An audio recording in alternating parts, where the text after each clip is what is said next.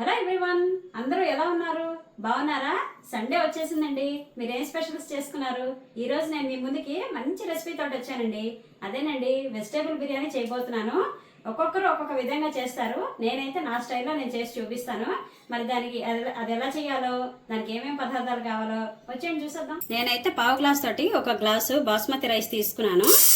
అలాగే ఇంకొక half glass కూడా పోసుకుంటున్నానండి. మొత్తం గ్లాసున్నర బియ్యం, బాస్మతి బియ్యం. ఇప్పుడు మనం పొయ్యి మీద బాండి పెట్టేసి స్టవ్ వెలిగించేసుకుందాం. రైస్ వేసేసుకుందామండి, బాస్మతి రైస్. ఒక 2 చెంచాలు నూనె వేసుకోండి. అలాగే ఇంకొక పక్క నేను కొన్ని నీళ్లు పెట్టుకుంటున్నానండి గ్యాస్ మీద. నీళ్లు మనం మరగనిద్దాం. ఇప్పుడు మనం రైస్ని ఫ్రై చేసుకుందాం కొంచెం. బిర్యానీకి కావాల్సిన వెజిటేబుల్స్ చూడండి. కాలీఫ్లవర్ నేను ఒక చిన్న ముక్క ఇలాగా చిన్న చిన్న ముక్కలు చేసి పెట్టుకున్నాను. అలాగే క్యారెట్ హాఫ్ ముక్కే వేసాను. ఒక ఫుల్ క్యారెట్లోని హాఫ్ ముక్కే ఇలాగా చిన్న ముక్కలుగా తరుక్కున్నాను. అలాగే హాఫ్ బీట్రూట్ ముక్కలు చిన్న చిన్నవి ఇలాగా తరుక్కున్నాను అనమాట. హాఫ్ బీట్రూట్ తరుక్కున్నాను. అలాగే ఒక 4-5 పచ్చిమిరపకాయలు ఇలాగా మజ్జికి చీలికల్లా చేసి ఇలా కాయలు పడంగానే ఉంచాను. అలాగే ఒక 4-5 బీన్స్ చిన్న చిన్న ముక్కలుగా తరుక్కున్నాను. ఒక పెద్ద సైజు ఉల్లిపాయ సన్నగా పొడుగ్గా ఇలా తరుక్కున్నాను అనమాట. అలాగే ఒక మీడియం సైజు ఆలు ఇలా చిన్న చిన్న ముక్కలుగా తరుక్కున్నాను. ఎందుకంటే ఫుల్ ఇంకా వేసేస్తే కనుక తీపి వచ్చేస్తుంది బిర్యానీ, అందుకే నేను చిన్న సైజు తరుక్కున్నాను అనమాట. చూడండి, కొన్ని జీడి పలుకులు తీసుకున్నాను. రైస్ కొంచెం వేగాయండి. ఇప్పుడు మనం ఏం చేద్దామంటే ఎవరెస్ట్ బిర్యానీ మసాలా కొంచెం వేసుకుందాం. బిర్యానీ మసాలా నేను ఒక 1 టీ స్పూన్ ఇందులో వేసుకున్నానండి రైస్లోని.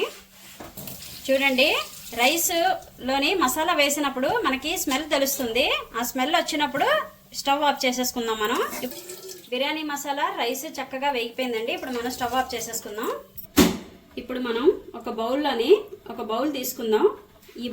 ఇప్పుడు ఒక బౌల్ తీసుకోండి. ఇందులో మనం వెజిటేబుల్స్ అన్నీ వేసుకుందాము.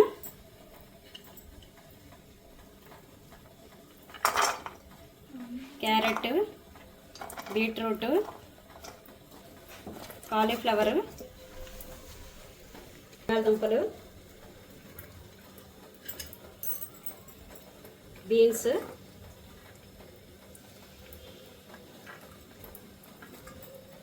అలాగే పచ్చిమిరపకాయలు, కొన్ని బఠానీలు వేసుకుందాము, గ్రీన్ పీస్, చిటికెడు పసుపు వేసుకోండి. అలాగే హాఫ్ టీ స్పూను కారం వేసుకోండి. అలాగే జీడిపప్పు కూడా వేసేయండి. చిన్న గరిటతోటి కొంచెమే పెరుగు వేసుకోండి. ఎక్కువ వేయకండి, మొత్తం ముక్కలకి పట్టేటట్టు ఎక్కువ వేసేసుకోకండి, కొంచెమే వేసుకోండి. దీని టేస్ట్ వేరేగా వస్తుంది. ఎక్కువ వేసుకుంటే మళ్ళీ ఆ టేస్ట్ వేరే వస్తుంది. ఇప్పుడు కొంచెం కొత్తిమీర కూడా వేసుకుందాం.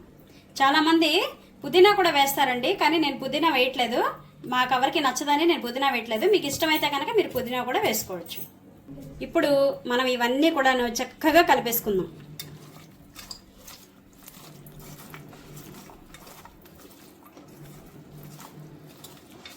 చూడండి, పెరుగు కలిపాక కూడా ముక్కలు ఇలాగా చక్కగా పొడిపొడిలాడుతూ ఉండాలి.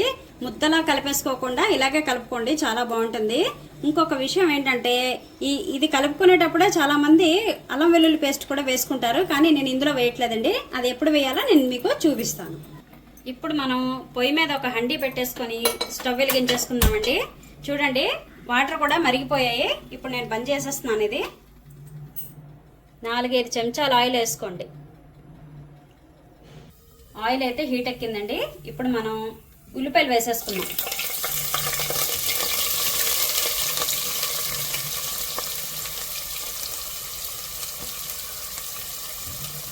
ఉల్లిపాయలు కొంచెం వేగేయండి. ఇప్పుడు నేను చూడండి, ఫ్రెష్గా అల్లం వెల్లుల్లిపాయ పేస్ట్ నేను చక్కగా దంచి పెట్టుకున్నానండి.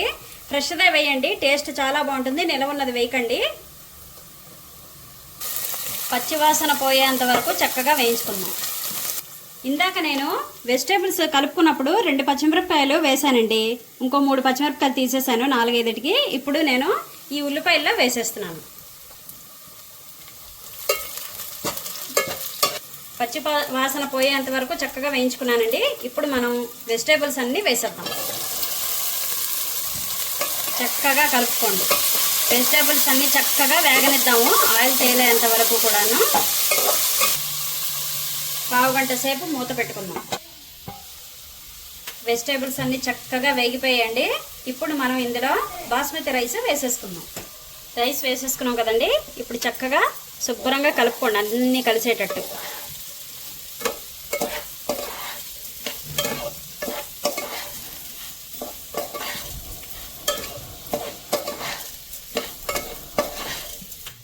ఇందాక నేను రైస్లోని బిర్యానీ మసాలా 1 టీ స్పూన్ వేసాను. ఇప్పుడు నేను ఇంకో 1 టీ స్పూన్ వేస్తున్నాను అనమాట. చక్కగా మసాలా వాసన వచ్చేంత వరకు చక్కగా వేయించుకోండి, పచ్చి వాసన పోవాలి.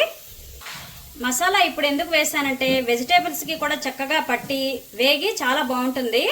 మనం వాటర్ పోసినప్పుడు కూడా పైన వేసుకోవచ్చు, అది మీ ఆప్షన్. అది నేనైతే ఇలా వేస్తున్నాను. చక్కగా వేగిపోయండి.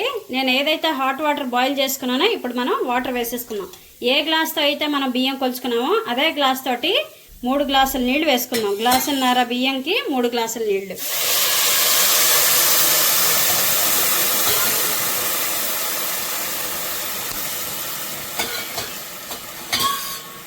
చాలకపోతే గనక ఇంకొక హాఫ్ గ్లాస్ కూడా మనం యాడ్ చేసుకోవచ్చు.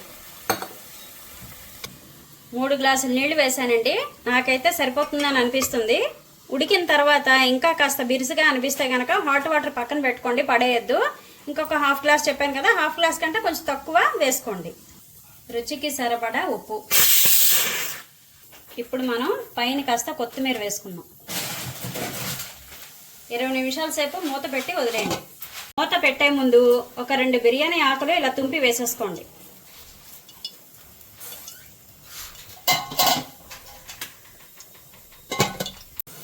వేడి వేడి బిర్యానీ తయారైపోయిందండి. ఇప్పుడు మనం స్టవ్ ఆఫ్ చేసేసుకున్నాము.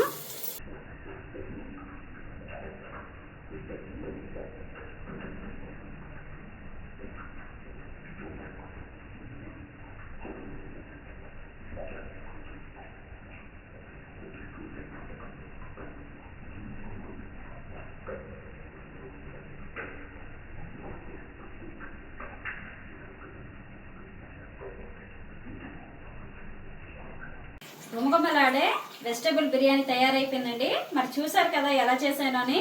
మరి మా వెజ్ బిర్యానీ ఎలా ఉందో కామెంట్ చేయండి.